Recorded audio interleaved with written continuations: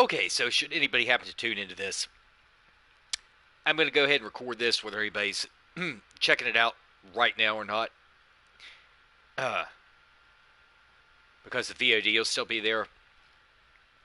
I was in here a few nights ago basically doing some tests on some of the guns, and I had decided to go ahead and basically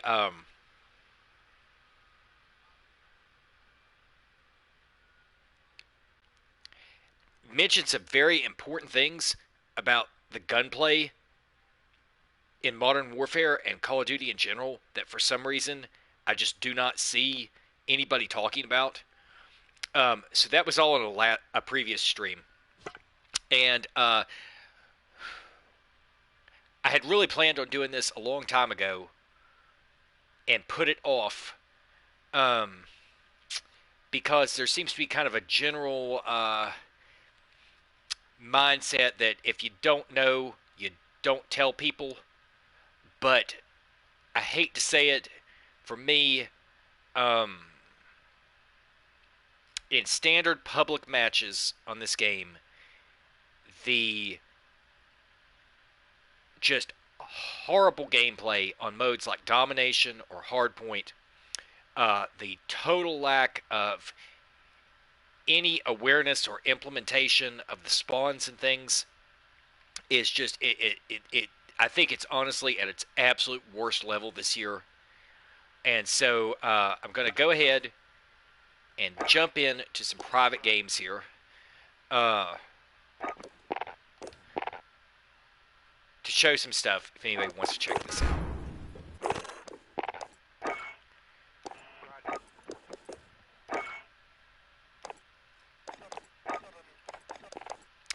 Euphrates Bridge is my general testing map. They're a bunch of barricade walls that are perfect for testing distance and recoil and attachments. So this has become my staple. Sometimes when it gets boring, I switch it around.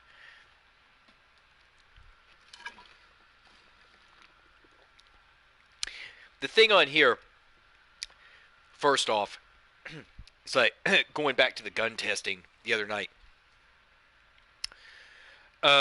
With this game especially, they have added so many different attachments, and it is so buggy and just plain wrong sometimes. It makes it very difficult. But getting past that, there are hard statistics on this game that you just basically would not know without either going through detailed testing yourself or turning to somebody like Exclusive Ace, Drifter, any of the websites that have stat sheets listed. But I am using Mutant Media stats. If there are any problems or errors with them, whatever, they will respond and update things. They seem to, generally speaking, be good. I think there was an issue before where somebody was using audio fire rate for the statistics. I'm not sure if that was them or not, but apparently there's a subtle difference between audio fire rate and the actual hits, and I think part of that this year has to do with the bullet velocity.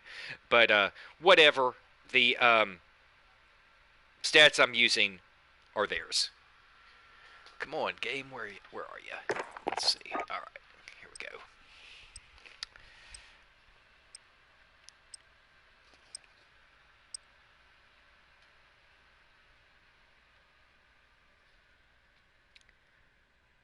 To me personally, this year there is I don't think that it's far off, but if you look at the guns, there is there are certain guns that definitively are better than other guns. Obviously, you have different classes, you have like different ways of using things, you have different strengths, but I'd have to say that just like pretty much everybody else, there are guns that are simply better than other guns. Um, what I was doing the last time I was in here was see if I have the loadout still on here. Okay, I was using the SA-87. I love the SA-87.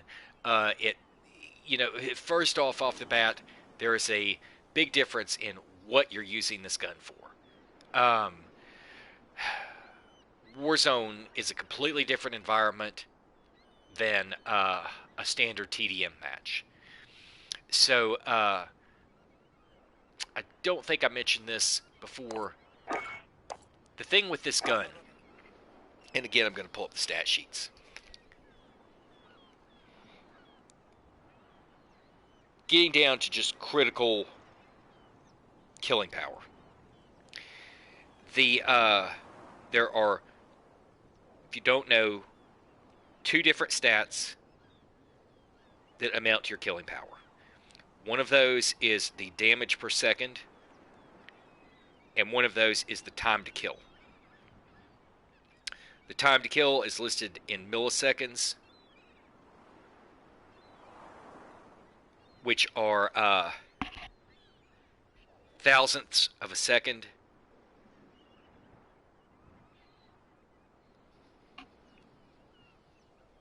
Whereas your damage per second is your actual bullet damage against the person's health at 100, 150, 250 with armor, times the rate of fire of the gun. And so the difference, the critical difference here is because when they go in and adjust these weapons and set the values and things, there are certain guns that when you hit 2, 3, 4 shots, because they are a point or two below a certain threshold, it takes an extra shot to push it over the hump of taking somebody at 100, 250 health out. It's pure multiples. Whereas overall, when you're looking at the output of the gun, your damage per second doesn't have to worry about that. And that's the big thing with Warzone, is because there's armor, you are generally going to be more concerned with damage per second. Those little fractional amounts on the bullets are not going to matter. At that point, then you are looking at the range of the gun, because its damage per second is going to fall off at different ranges. So that's where it gets subtle with all the mobility and the other things. But skipping past all that, because anybody who knows anything about COD can get into that. And again, using Mutant Media stats. I was kidding the SA-87 because I love the SA-87. And I've had, that has been my winning gun in Plunder and the Standard Battle Royale, and also in Ground War. Doing a quick comparison. The first difference, and again, I didn't calculate this, but the SA-87 does not have the first shot delay, apparently, that at least some of the other light machine guns do. Have it at a 51 points for a headshot, 40 for a body shot. I think that's an averaged out body shot. It may just be a torso shot. I would have to pull up the more detailed stuff. But comparing that to a basic M4, the M4 does 42 and 28. So you're looking at the SA-87 with 51 on a headshot, 40 on a body shot, the M4 at 42 and 28. On your damage per second overall, you have a 561 for the SA-87 and a 588 for the M4. Okay, so what does any of that amount to? Well, part of that's going to have to do with the mobility of the gun, the range, a lot of other stuff. But from personal experience, I can clearly say that if I take an Odin that has the highest per bullet damage pretty much in the game next to a sniping rifle at something like 77 and 62, that is, even though it has a lower overall damage per second at 539, I hit my shots with it, and it's just a bulldozer. That per bullet damage does matter. And with the Odin, for me, it does not matter that the overall damage per second is decently lower in some of the other guns. At that point, it's good to kind of triangulate the thing as far as statistics. You have a per bullet damage, you have a time to kill, and you have a damage per second. And knowing the gun, if you look at those and know that if you hit your shots, you're going to get that lower TTK, it doesn't really matter that the damage per second may be lower. But that's the deal with the SA-87. Is over the M4, it has a much more powerful body shot, 40 versus 28, and a headshot of 51 versus 42. And at time to kill on the headshots, it apparently has a headshot time to kill of a tenth of a second, which the M4 is listed at 0.150 or 150 thousandths. So you have you've cut it down. It's it's at 66% of the M4's time to kill on headshots. On the body shots, it's at 0.2 of a second versus the M4 being at 0.225. So, supposing you were standing, and this is my point, I like to take guns that people do not normally use for close quarters stuff and use them for close quarters stuff. In general, it's fun. It's fun to play around with. So the SA-87, if you were literally just at the maybe 5 feet range against someone, it's going to overpower the M4 on the time to kill and the per bullet damage. When you get back and you're looking at the overall damage per second, it's like a little bit over 25 damage points lower than the M4. So, I posted a video the other day. There's one brief one, and there was another, I think, that was a stream and some games that I did. But the brief one pretty much showed it off. It was just like I jumped into the end of the match and ended up going like 6 or 7 and 1 or something like that. And it was just a good show for this SA-87. Okay, obviously what you're going to see with the SA-87 versus the M4 is that even though that TTK is lower, even though the damage is higher, it's a heavier gun. I'd have to pull up the exact sprint to fire. I'm virtually certain it has a much higher sprint to fire value. It's going to have a much higher ADS value. So if you wanted to use it for something close quarters, how are you going to do that? Well, first off, you got that was the point of the whole video the other evening, was that, in my opinion, the sprint to fire is, if at all possible, the most important statistic that you want to reduce down as low as possible in the game. Now, obviously, if you have no sprint to fire time and can't hit a shot because of the recoil or the aiming stability or something like that, that's not really going to help. But time and time again in Call of Duty, you're going to be running. You don't want to be stationary. You don't want to be camping. Unless you're just hardcore camping, you want your sprint to fire low. The next thing is going to be the ADS time. 100,000 times over, you're going to be getting into an engagement with someone. You have to identify them, lock on. You need the gun up. If the gun is not fully up, the bullets are not going to hit. That was the other point of the video, was that when you try to slam on the aim and the shooting, it does not really help at all. It's a complete waste of time and ammunition. You need to be fully locked on. That was one of the things that people do not talk about. Okay, so getting sprint to fire down, getting ADS down, and for me personally, and I may just show this in a minute, if you take and this would be especially true in Warzone, if you take an SA-87 with a sight, and it has this wobbly aim stability, people are like, oh, well, you just have to factor it in, you have to adjust it.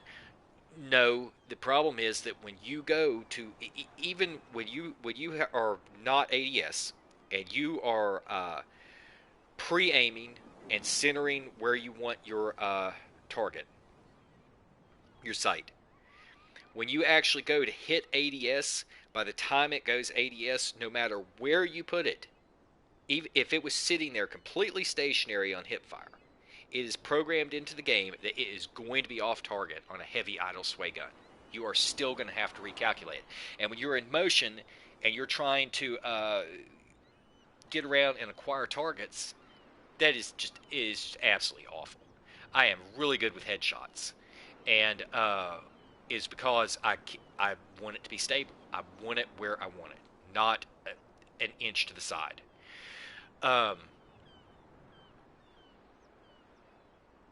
Especially in that fraction of a second where you're locking onto them.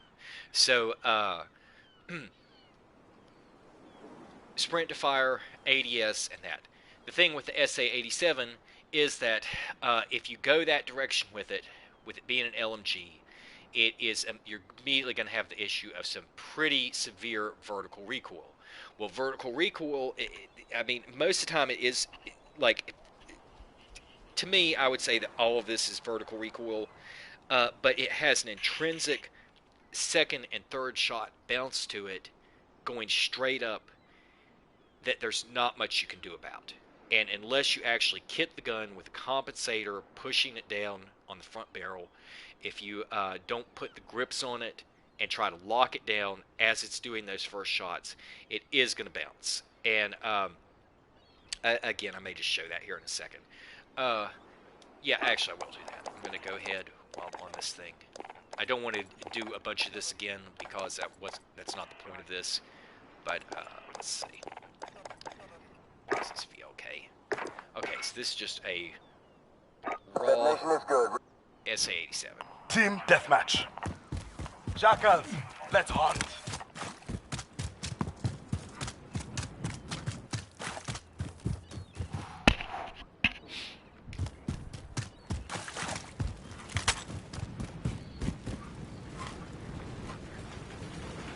Okay. Go. First off, there's all that idle sway. I'm going to show something again and point out that's just not as simple as trying to compensate it. There we go.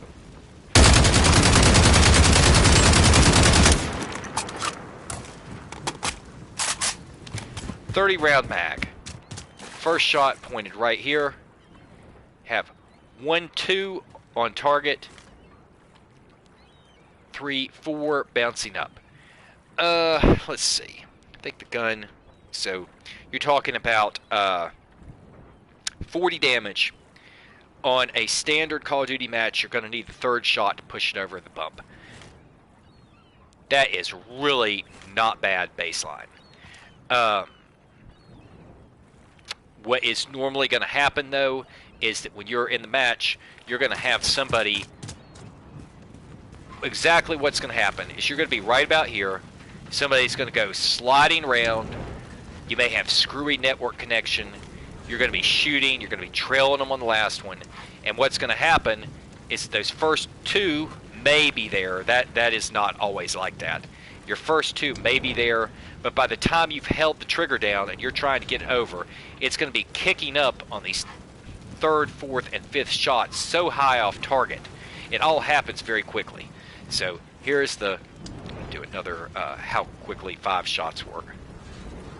And plus you have this aiming spilly thing. So you go to aim at them and it's way down here while they're sliding. That's not going to work. 5 shots. Where'd they go? 1, 2, 3, 4, 5, if I'm not mistaken. 1, 2, 3. 1, 2, 3, 4, 5. I think those are the 5 right there. It's just an indentation in the rock.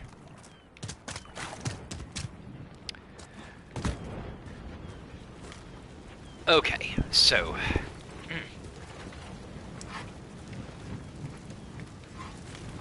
point being that even though it doesn't necessarily look like a lot, that does actually become an issue. That right there, if you can get the first couple on point, that's all great, but you need a 3rd. If you're missing it all, you need a 4th, and even this where it's bouncing up.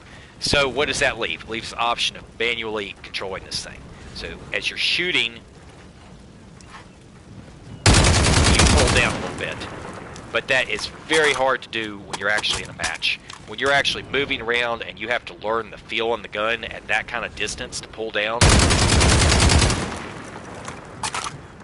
you can do it, and with the fact that the gun is, like, all of these are so straight, it's possible, but it's still going to be a little bit of an issue.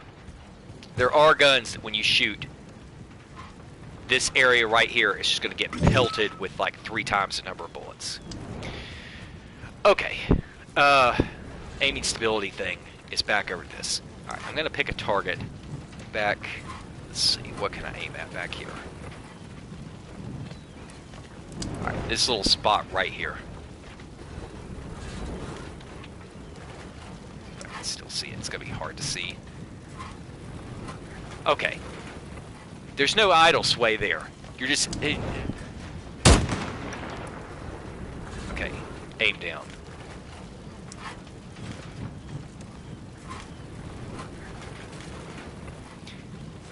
If you see what's happening, even though it is right on center, when you go to aim, it is already, by the time you aim, at different locations around that point. That is basically impossible to... You don't know which direction that's going to go before it happens. And if you want to test that, again, this is the point of the last thing, was kit a gun for all laser stability on the aiming and see what difference it makes. I have to take a break for just a second.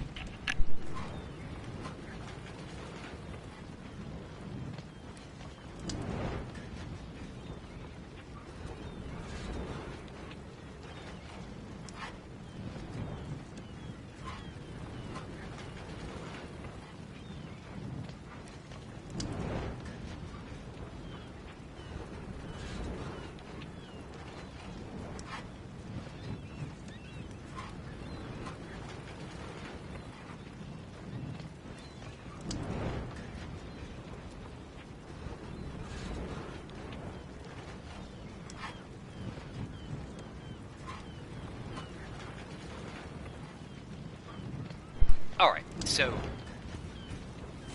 moving ahead with this. Alright, the big thing here that it ended up being with this gun was, how do I get the ADS time down if I want to use it close quarters, like the M4? If I want to overpower something at M4 ranges in close, what am I going to do? You know, again, the M4 is not a submachine gun. So, take a look at the numbers again. The SA-87, 51 and 40 on the general damages. The MP5 is 49 and 34.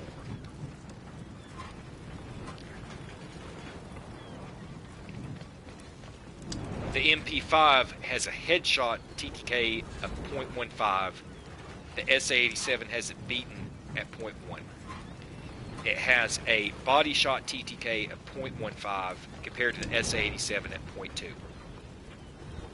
.2. Overall, the MP5 has a decently higher damage per second at 686 versus 561, but the difference in that is your MP5 is going to be dropping off so far in advance of the SA-87. And this is again where you just are not going to know without having charts and numbers and testing. The SA-87, if I take the shortest barrel on this, it holds damages well beyond the damage range of the assault rifles. So you're getting a baseline damage that's overpowering nearly everything and preserves it, even on a short barrel, past the majority of the assault rifles, if not all of them, and well past the SMGs. So that was the point. The whole issue in kitting this SA-87 to be short range is that it's just going to overpower things if you can hold it together with it. If you can keep the mobility up, keep on point with things, you're going to have a gun that has a baseline up-close damage, overpowering everything, and extending that past any of the assault rifles and things, even on the short barrel. So, it was how do you get the ADS time up? Well, without getting back into all of it, you've got your dropping stocks, adding lasers, adding grips, and the problem with all that was that the focus on the aim was already so bad to begin with. So then if you go with the short barrels and stuff, as soon as you do, you're going to start to have more recoil. But fortunately enough, on this gun, it did not. It is not that bad, at least in an base SMG range to use the short barrels, and you just have to test that out. Okay, so let's see. I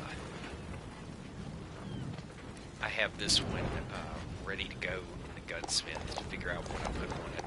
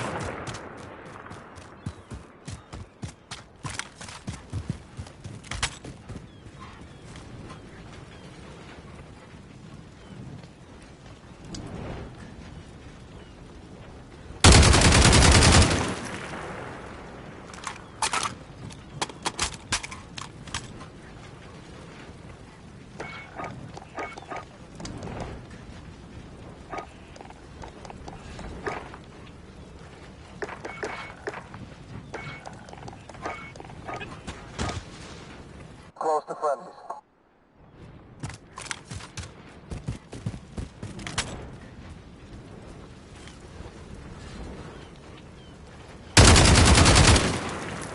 Okay, there you go.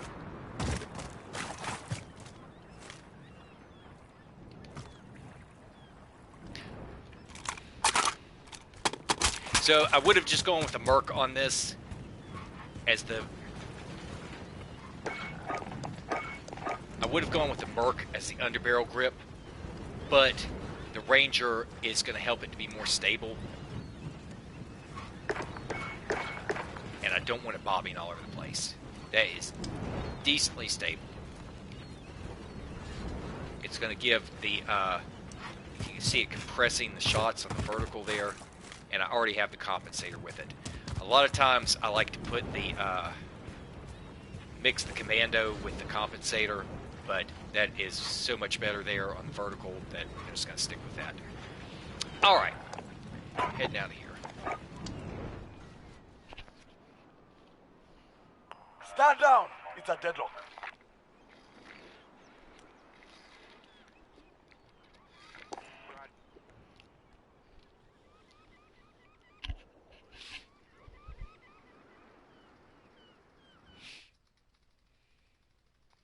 If I was playing Warzone, I would not care so much about the TAC laser to get the ADS down and really improve it at that point. That's probably what I would do if I was to jump into Warzone now. But not want to tack laser rolling in standard matches. So I'm just going to jump into a match here. This is not really the point of this video, but let's see, what do we have? Oh, this thing was absolutely awful. Literally, the match was over with in, like, I mean, a fifth the time of a normal match. It wasn't even worth joining in, so I'm just not even going to worry about that. I don't want to play these modes in Mosh Pit. Don't really want to go long range with this gun. Although I could go ahead and play that, but go ahead and jump into this. Maybe a match or two.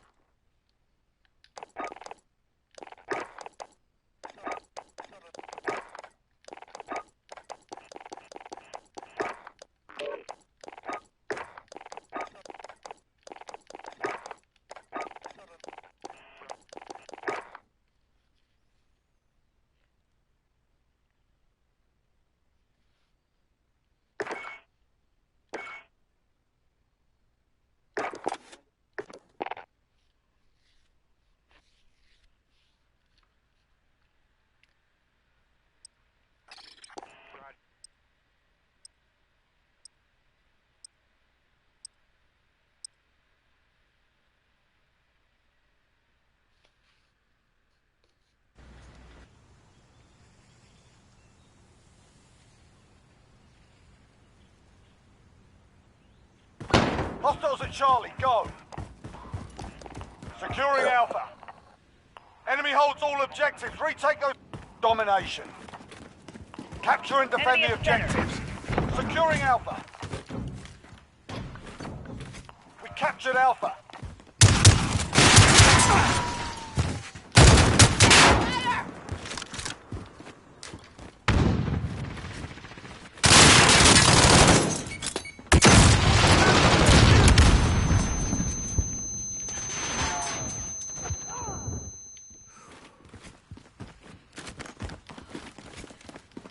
Enemy UAV overhead.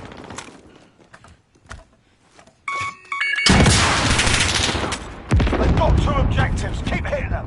Oh, God. Enemy at the center.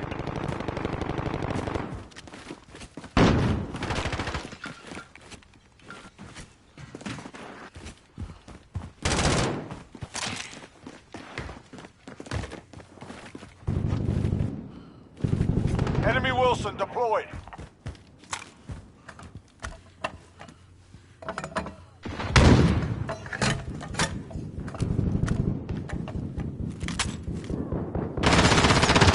Assist your team at Alpha.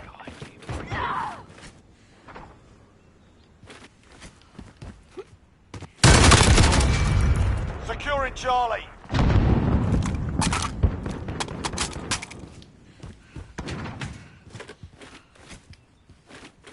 Charlie secure. Okay, so at this point, this is just pathetic. Whatever these people You're are needed doing, at sea. this match that I've just joined in where they're losing, this is just absolute garbage. These people have no idea what they're doing. Hostiles have Charlie. That's the point of this We're on stream, Bravo. Stand is by. to point out just how stupid it's gone. It's just literally pathetic. And if you don't know what that means at this point, I We've will got Bravo. clarify here in a minute. Hostiles at Bravo, go.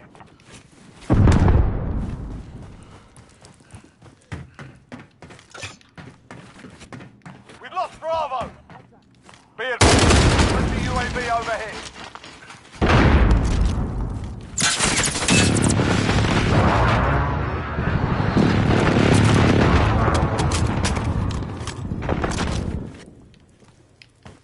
We're on Bravo. Stand by.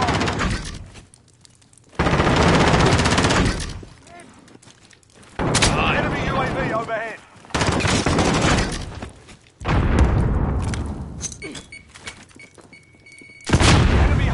objectives. Take them back. We're on Bravo. Stand.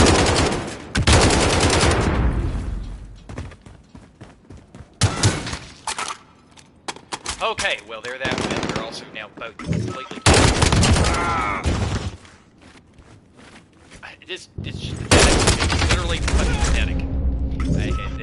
It's just unbelievable. This... No, what you do and can't do it different. Indicator. Friendly UAV overhead. God, it's fucking unbelievable. We're down but not out. Let's go.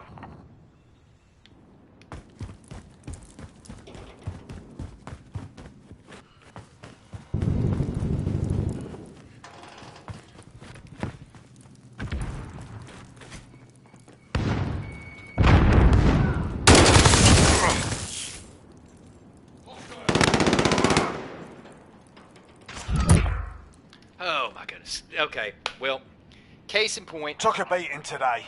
Not gonna take it lying down.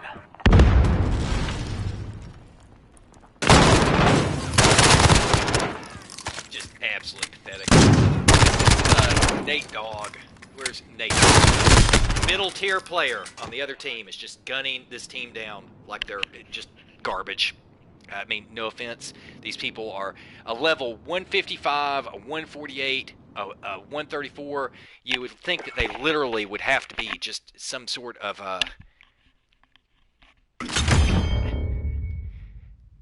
you'd literally think that they would have to be bots. It's no joke. So, anyway, case in point. There we go. This is the entire point of this.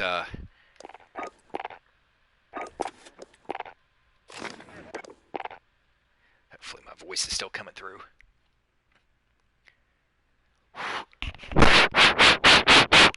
Okay, there it is. All right, that was the entire point of this.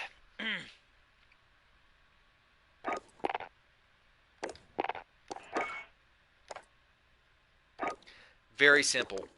Domination has been in Call of Duty for something like 15 years now. All right, here we go.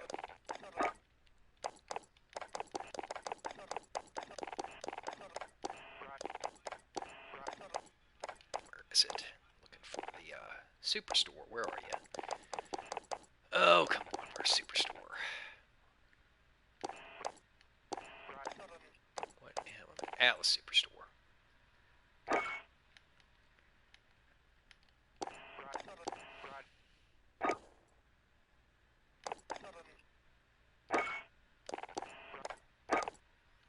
Okay, where do we have time limit?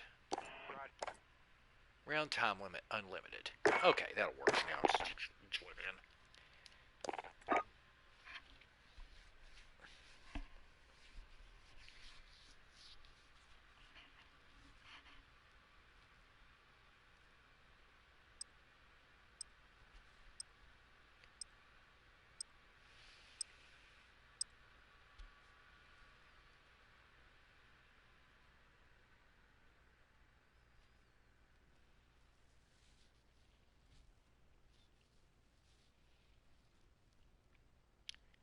Calling in fire, mission 3-1. Roger, Demon 1-2. Hammer is visual on that position. Target is acquired. Stand by for danger close. Good impact. Still hot. Going again. Missiles up. Their armor's down. Get the infantry. Still firing. Still firing.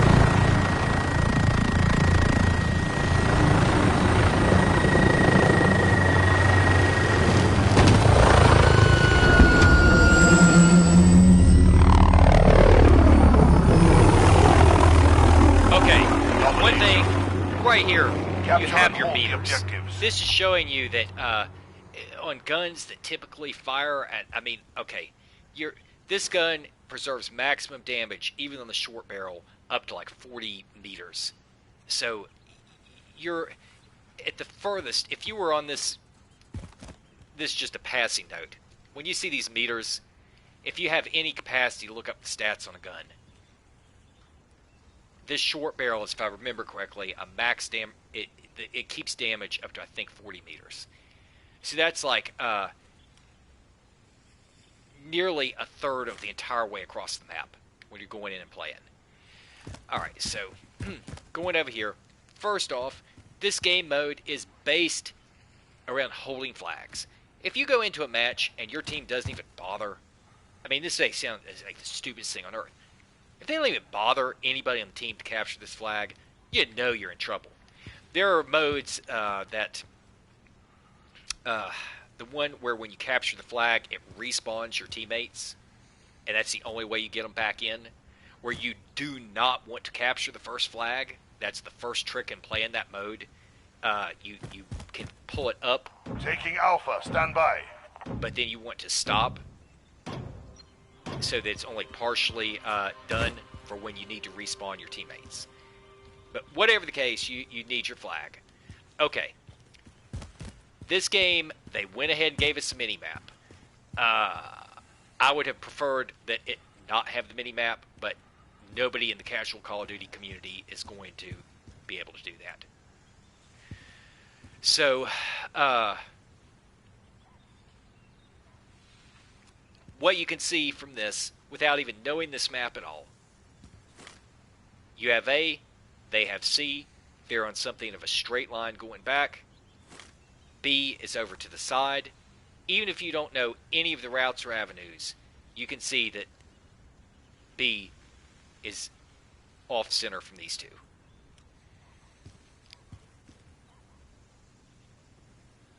In general, in any Call of Duty game, the very first thing you need to be thinking about is where are people going to be coming from after I kill them? You know that it's not always the same. You've died 100 times. You respawn.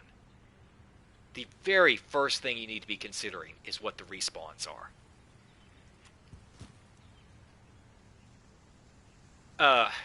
I call it a revolving mean front line. If you actually take the map, which you can see up in the corner, and can see the whole map, it's based on population density on the map. As they've gone with more football field layouts of the maps, they've made it more polar between the two extreme poles so that it's more locked in with people respawning on either end.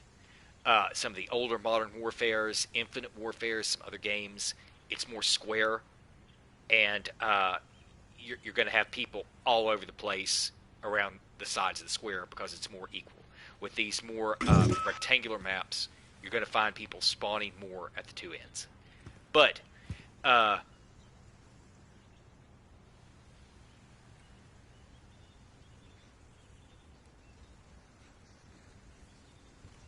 three lanes simplify everything. They make it's to keep the combat focused. It's to make it simpler for people. Whatever to all that. But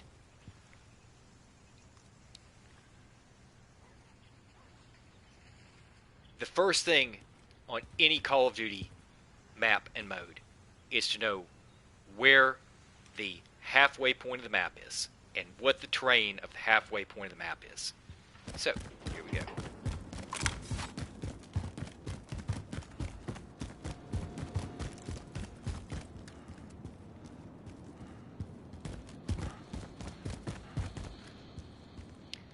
This should be roughly it. Flag at their spawn, 73, 73. Halfway line. B flag. Okay.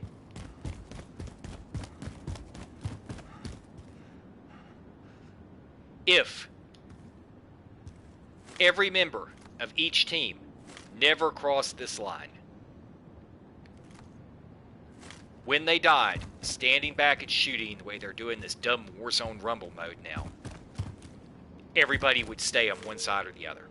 To my knowledge, there is no randomizer built in that would ever, under those circumstances, flip someone to the other side. The moment that one person crosses over to the other person's territory, that's when you start to have spawn flips.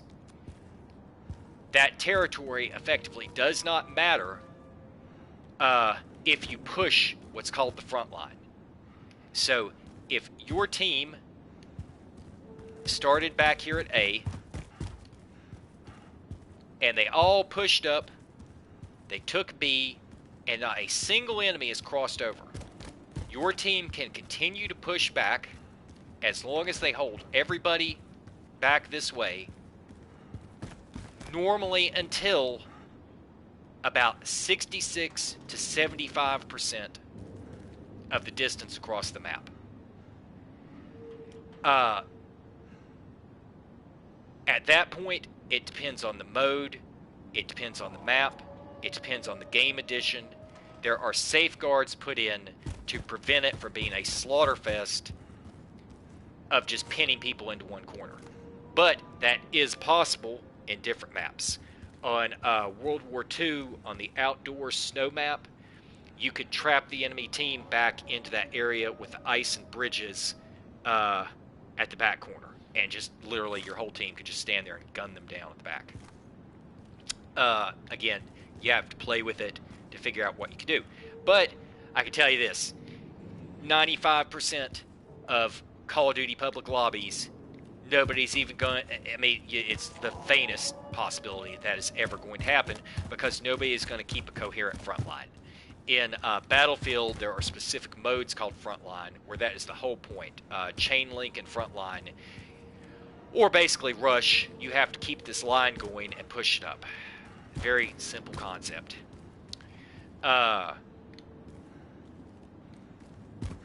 Once you're across this halfway and people start crossing into other people's turf, that's when you start to get the spawn flips. And what it's doing is, depending on if most of the teams over here, most of one team's here, and most of one team's back here, and one guy crosses over back here, that's where the subtleties of that revolving mean or average front line kick in. And it's attempting to balance out the positions, some degree of safety and respawn, and whether someone was validly in the other people's turf. In Domination, that's where it has each game, they've changed how much weight the flags have. In Black Ops 4, you would find people just, because people were flipping it, spawning right on top of an enemy flag to capture it. So I think that these flags hold more weight, as in if your flag is held by you and even if there are a bunch of enemies back there, you will still tend to spawn on top of your captured flag instead of back here. Back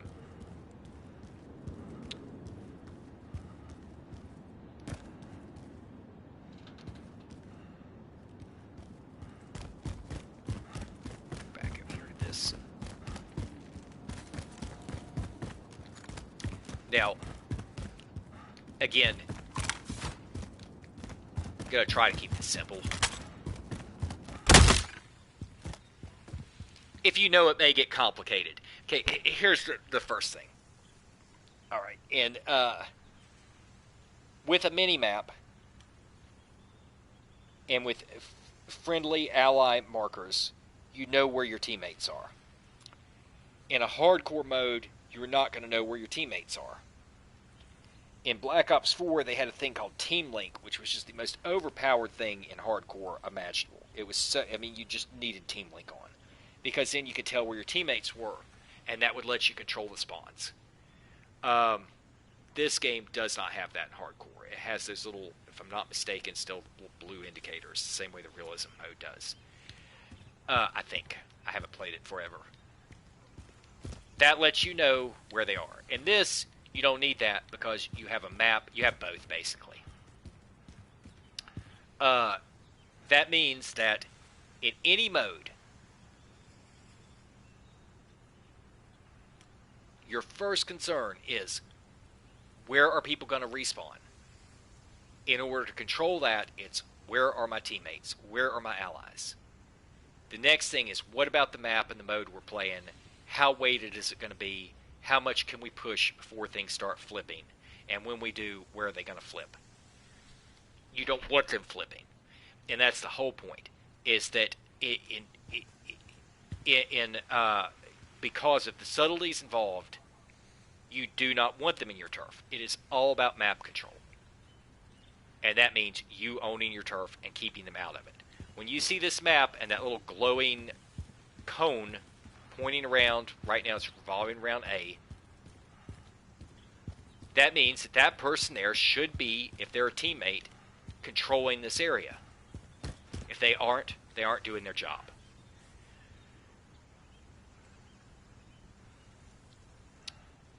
In something like domination, keeping that in mind, your first thought should be, what if we went and we occupied both sides of the map?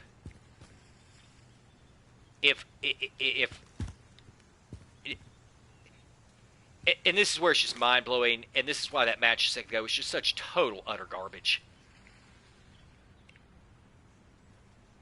If you know that the moment the entire team's over on the other side, they're all going to start, the other team's going to start back here. And you're just going to seesaw and flip flags back and forth. It should occur to someone that maybe it wouldn't do that if one of our teammates was back here, or if half the team was back here. Now, people, I guess some people know this in Hardpoint. They play around with it a little bit. Obviously, the pro teams know this, but your point is positioning. I can sit back here from spawn and camp this flag, hold it. One of my teammates can go right over to the C flag, sneak through, take the flag, camp and hold it. And what that's going to do is it's going to force all of the enemies to spawn back in the middle, closer to B. You could win the game like that. If you do that, you can sit here with a sniping rifle and pick people off predictably 1, 2, 3, 4, 5, 6, 7, 8 as they pop through these doors. The other guy could do the exact same thing, camping the C flag. You know, I could give a damn less if people do that. I've done that. You can call it camping all you want. Beat them to it. If you don't mind playing stationary and posting up on something, it's a hell of a lot better than running around like crash test dummies getting shot in the back constantly. If you want to boost your KD, you could do this.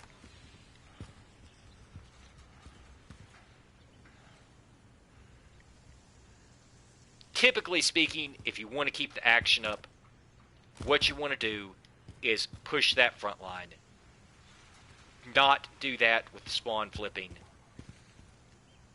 And go ahead and grab B.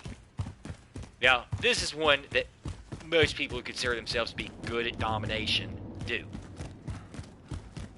They know not to flip it.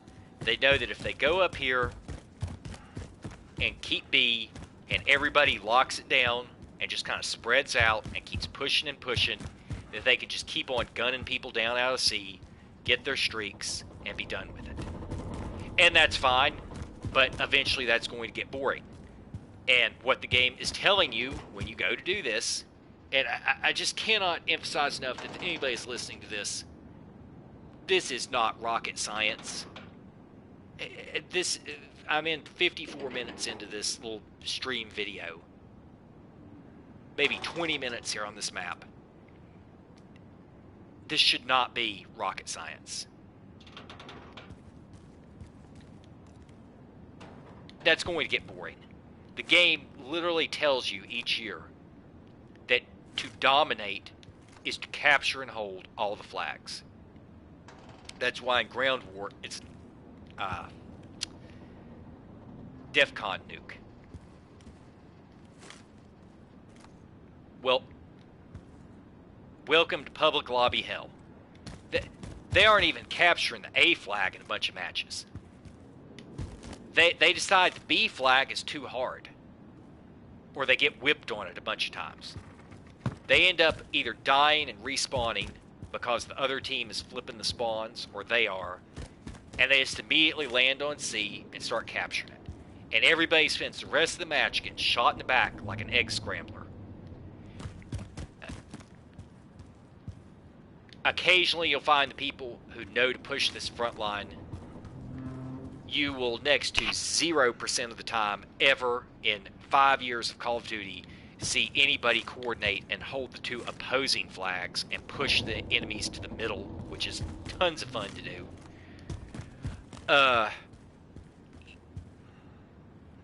But regardless of any of those, if someone was to push it up to the next level of capturing the third flag and actually playing domination and holding the 3 flags, how are you going to do that?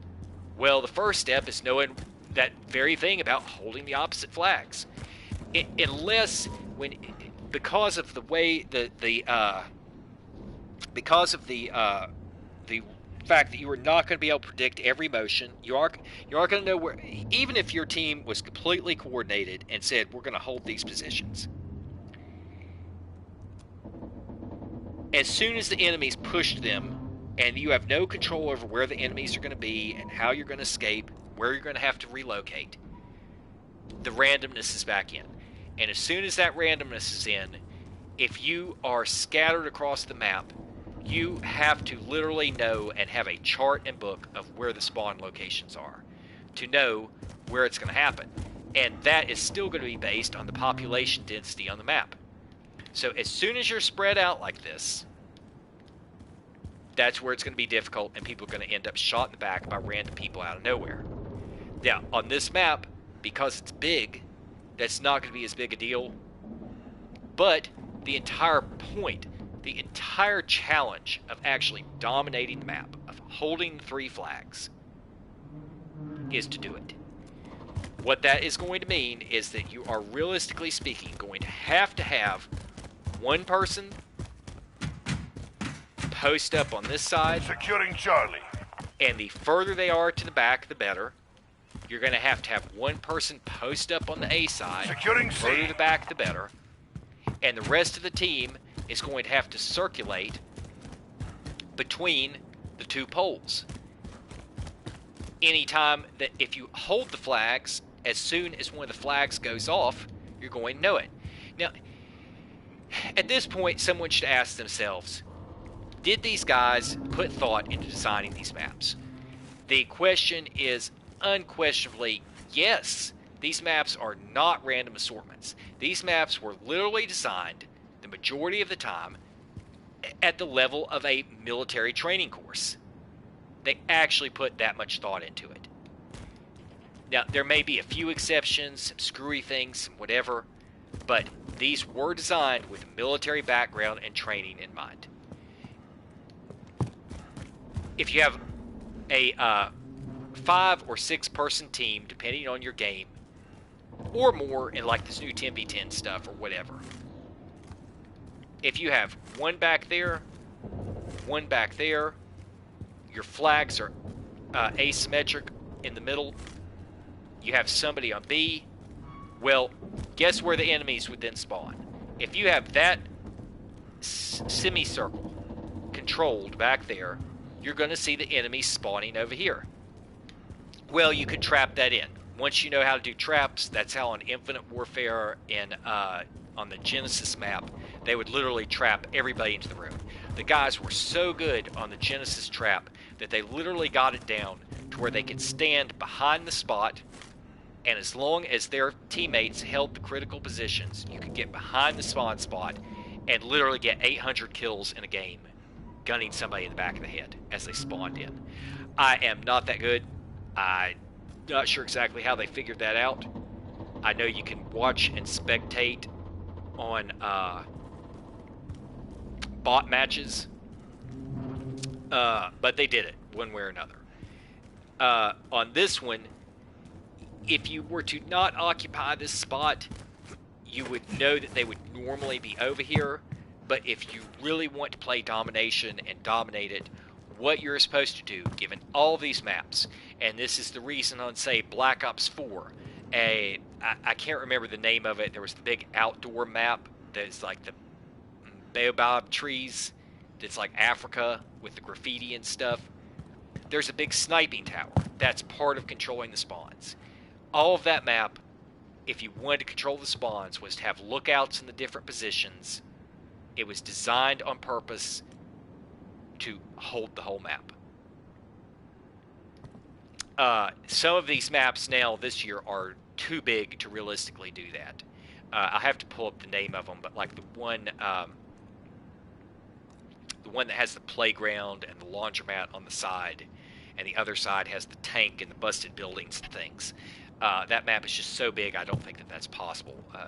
There aren't enough people. In the 10v10, you could with snipers.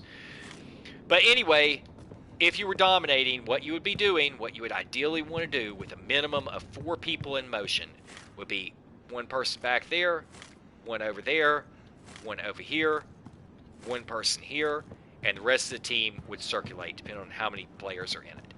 It doesn't mean you have to sit completely still. If you were good at it, you can sweep back and forth between the lanes and alternate. This stuff that people are doing is just disposable garbage. You know, not in domination. If you want to go in a team deathmatch, there are different ways you can play that with the spawns. But, like, what was going on in that match a minute ago is just complete junk. Okay.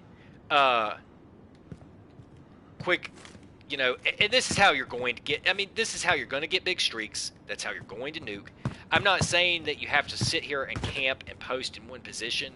I'm just saying if you actually want to, there are only so many options. One of them's to lose. One of them's to win. One of them's have is to push the line up, not flip and hold it, which gets boring. And one of them is do what they actually intended for you to do, which was dominate the map. That is why it's called domination. So, how are you going to dominate it? You are going to have to position yourself so that they cannot spawn via map control in the extreme poles, on the B flag, and on the other side of the map. If you want to move, whatever you want to do, if you want to swap off positions, you know if you leave this one area unoccupied, you're going to have more enemies spawning over here. And again, this depends on the map. I have to test this to see what it's going to do. But they are not going to spawn normally right where you are. That's the whole. The goal is for them to spawn somewhere safely away from you. It's not rocket science. May get a little bit hairy in the details, but it is not rocket science.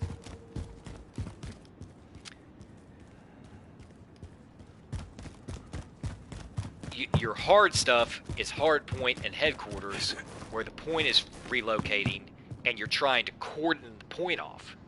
As soon as the point ends up on one side of the map, if the point is in the middle, you want to hold one side of the map so you know which side they're coming from. You want to divide the map. You want it to be half and half around the point. If the point is on the extreme side of the map, you want to lock down that section right next to the perimeter of the map as quickly as possible. So that's why you have your rovers that move over and take over the points ahead of time. You know,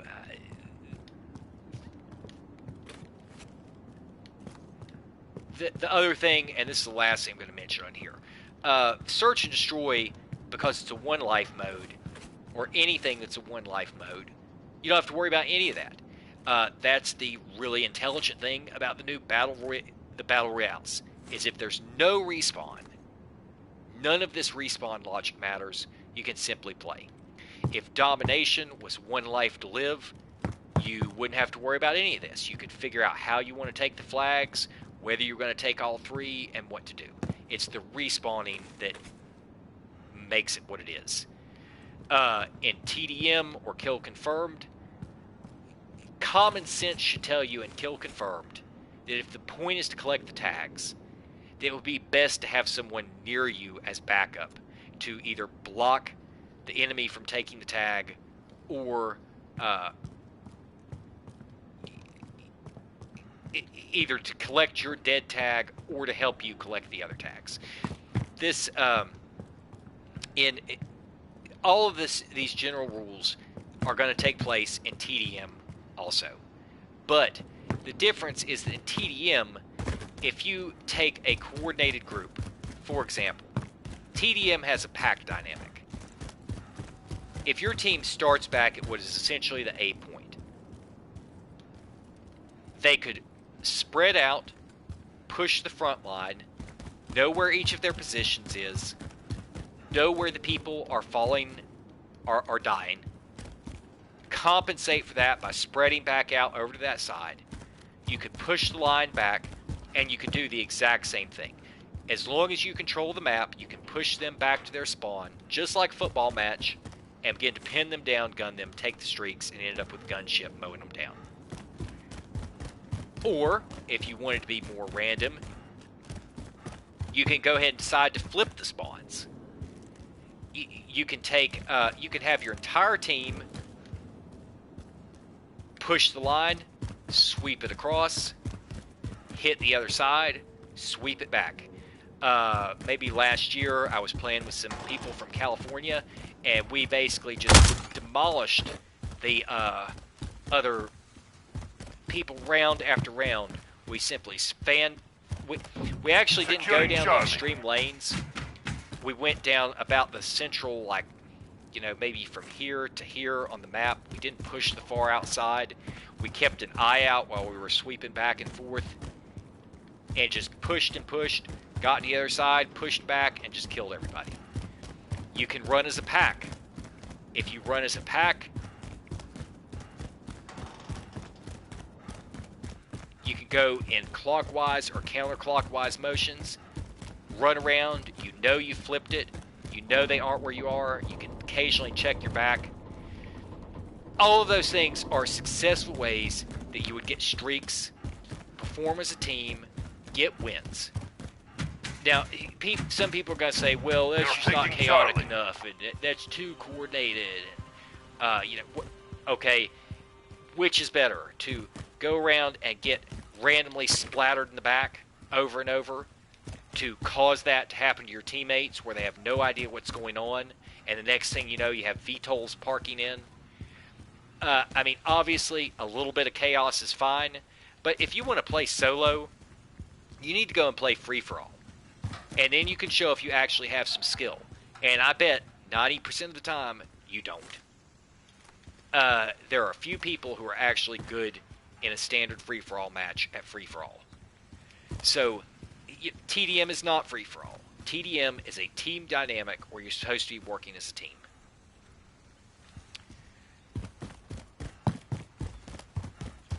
If you go at it, okay, if you have paid no attention to what your team's doing, and you just run on over here and you get right in the enemy spawn, and your team has crossed over to maybe like right in here. So your team, say, started out on C, and you decide you're going to be Rambo and just go right over here to enemy spawn. You're around the back. You're trying to get behind everybody to shoot them. I'm not even going to touch how pussy-like it is for your entire gameplay to be shooting people in the back. It's just, I mean, it's not head-on conflict. It's not a duel. It's not a gunfight. But people do it all the time. They want their points, and so their primary goal is to sneak around behind people and shoot them in the back. That's fine. But if your team started in TDM on what's effectively C over here, and you decide you're going to run around to, like Rambo, back over here, and you're all in the enemy spawn, you're trying to capture them out of the back of it, and maybe you decide you're going to even head back here. As soon as your team, as soon as you puncture back into this area, and your team moves up a little bit, which they're going to, because nobody sits in spawn, the enemies are going to spawn right behind them. And because they may not be able to see you this far down the map, because they can't see where the enemies are without a UAV, you've just effectively randomly spawned someone right behind their head to get them shot. Hence, flipping spawns. They have no idea, there's no communication, there's no way to tell that you're doing that. They've done nothing wrong. They're trying to engage in a gunfight, and you, by running back here to be a big pussy, shooting people in the back of the head, have just flipped everything and ruined it for everybody.